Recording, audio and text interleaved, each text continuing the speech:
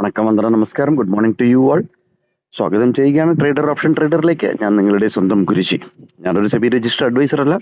അതുകൊണ്ട് തന്നെ വീഡിയോയിൽ പറയുന്ന കാര്യങ്ങൾ സ്റ്റഡി പർപ്പസിനായിട്ട് യൂസ് ചെയ്യുക. വീഡിയോ റെക്കോർഡ് ചെയ്യുന്ന ദിവസം 22-ാം തീയതി 5-ാം മാസം 2026 രാവിലെ 5:52 ആയിട്ടുണ്ട്. ഇതിനകത്ത് വളരെ ഇൻട്രസ്റ്റിംഗ് ആയിട്ടുള്ള ഒരു കാര്യം നമ്മളിന്ന് ഡിസ്കസ് ചെയ്യാൻ പോകാനാണ്. നമ്മൾ ഡെയിലി ഡേ ചാർട്ടും വീക്ക്ലി ചാർട്ടും ഓപ്പൺ ചെയ്ത് നോക്കിക്കഴിഞ്ഞാൽ നമുക്ക് ഇതിൻ്റെ ലോങ് ടേം അല്ലെങ്കിൽ ഒരു എന്താ പറയുക ഒരു ഫ്യൂച്ചർ ബേസ്ഡ് ആയിട്ട് എങ്ങനെ ആണ് നിഫ്റ്റി അല്ലെങ്കിൽ ബാങ്ക് നിഫ്റ്റി അല്ലെങ്കിൽ സ്റ്റോക്ക് എല്ലാ സ്ക്രിപ്റ്റും എങ്ങനെയാണ് നമുക്ക് ചാർട്ട് നോക്കാം എന്നുള്ളതുണ്ട്. പക്ഷെ ഇതെല്ലാം മാത്തമാറ്റിക്കൽ കാൽക്കുലേഷൻ, മാർക്കറ്റ് പ്രൊഫൈലിൻ്റെ മാത്തമാറ്റിക്കൽ കാൽക്കുലേഷൻ്റെ ബേസ് ചെയ്തിട്ടാണ്. കാര്യത്തിൽ മാർക്കറ്റ് പ്രൊഫൈൽ തന്നെ പറയുന്നത് ടൈം, പ്രൈസ്, ഓപ്പർച്യൂണിറ്റി, അത് ഇത് വരുന്നതെല്ലാം എന്താ പറയുക, ആ ടൈമിലുള്ള ആ പ്രൈസിൻ്റെ ഓപ്പർച്യൂണിറ്റി ബേസ് ചെയ്തിട്ടാണ്. അതുപോലെ തന്നെ നമ്മളിവിടെ പറയുന്നതും ആ പോയിന്റ് ഓഫ് കൺട്രോൾ എന്ന് പറയുന്ന ഒരു പ്രൈസ് ലെവൽ ബേസ് ചെയ്തിട്ടാണ്. പ്രൈസ് ബേസ് ചെയ്തിട്ടും അതിൻ്റെ മൊമെൻറ്റം ബേസ് ചെയ്തിട്ടുമാണ്. നിങ്ങൾ ശ്രദ്ധിച്ചറിയാം, കഴിഞ്ഞ ഒരു 2-3 ദിവസമായിട്ട് 23,650 സ്പോട്ട് ക്ലോസ് ആവുന്നത്. ഇന്നലെ 23,650 ആയിരുന്നു അറ്റ് ദ മണി ക്ലോസ് ആയത്.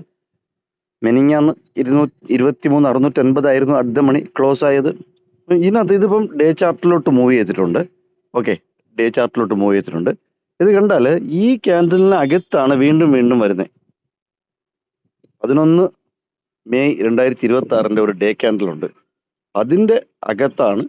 എവിടെ പോയാലും, അതിൻ്റെ മുകളിൽ പോയാലും തിരിച്ച് അതിനകത്ത് വന്നാണ് ക്ലോസ് ആവുന്നത്.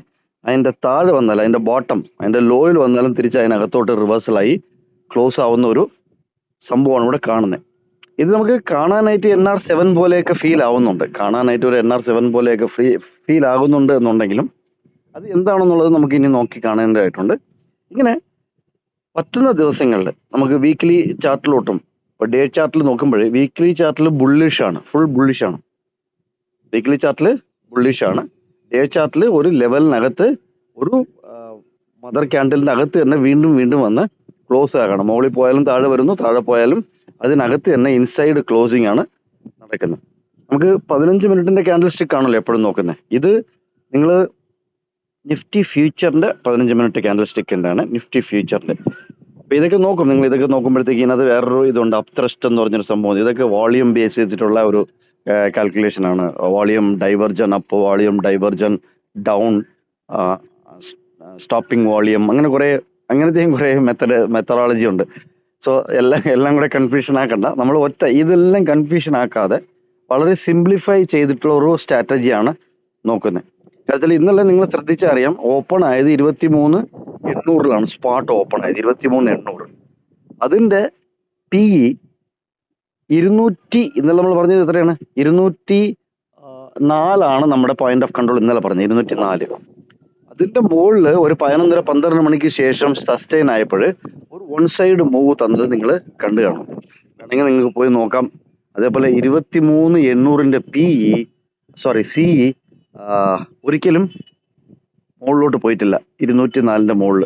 പക്ഷേ 23,800 PE അതിന്റെ മുകളിൽ തന്നെ സസ്റ്റെയിൻ ആവുകയും മാർക്കറ്റ് നല്ലൊരു ഡൗൺ മൂവ്.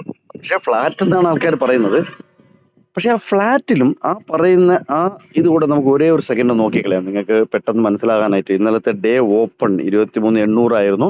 അടുത്ത മണി സ്പോട്ട് 23,800 പുട്ട്. ഓക്കെ, 23,800 പുട്ടാണ് നമ്മളിവിടെ എടുത്തിട്ടേക്കുന്നത്. ഇത് നമ്മുടെ പോയിന്റ് ഓഫ് കൺട്രോൾ 204 ഇട്ടിരുന്നത്. 204 നമ്മൾ നല്ല പോയിന്റ് ഓഫ് കൺട്രോൾ കൊടുത്തിരുന്നത്. ഇതുണ്ടോ? അതായത് ഈ സമയത്തിന് ശേഷം 11:45 ശേഷം അത് 204 മുകളിൽ തന്നെ സസ്റ്റെയിൻ ചെയ്തു. എത്ര പോയിന്റ് ആണ് അതിനുശേഷം തന്നെയൊന്ന് ആലോചിച്ച് നോക്കിയേ. 325, ഏകദേശം ഒരു 120 പോയിന്റോളം പ്രീമിയമാണ്. ഇത് നമ്മൾ മറ്റേ ചാർട്ടിൽ മൂവ് ചെയ്യുന്ന നിഫ്റ്റി ഫ്യൂച്ചറോ അല്ലെങ്കിൽ നിഫ്റ്റി സ്പോട്ടോ മൂവ് ചെയ്യുന്ന പോയിന്റ്സ് അല്ല ഈ പറയുന്നത്, പ്രീമിയം മൂവ്മെന്റ് ആണ് പറയുന്നത്. 204 325 ഇത് പോയിരിക്കുന്നത്.